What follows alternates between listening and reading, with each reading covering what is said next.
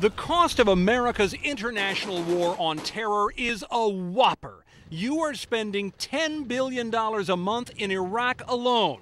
It goes up another $2 billion to $12 billion a month if you add in Afghanistan and all the other international anti-terror efforts. The total tab for all of that so far is $758 billion and counting. Democrats say it's getting out of control. The surge is not working. No matter how many different ways you explain it, it hasn't worked. 6 months, 600 dead Americans, $60 billion. That $60 billion is money Congress gave the president for the surge. As for the president, he says, get used to it. And we just started. He got all the troops there a couple of weeks ago. He asked for 20-something thousand troops, and I said, if that's what you need, Commander, that's what you got. And they just showed up. And they're now beginning operations in full.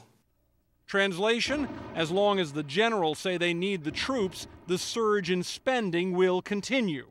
The Congressional Research Service report is the most comprehensive accounting to date of what has been an accountant's nightmare. It tracks costs from the start of the Iraq War right through today. So, keeping them honest, we decided to look at how else we might use that $10 billion a month.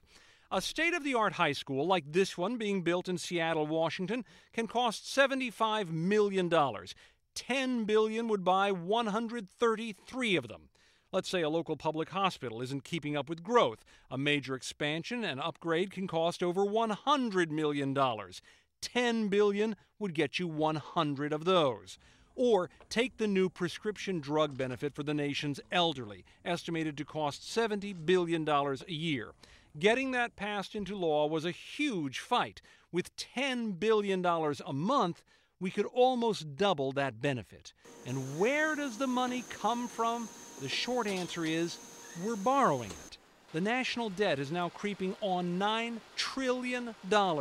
Some say it's a war we can't afford to fight. And others say it's a war we can't afford to lose.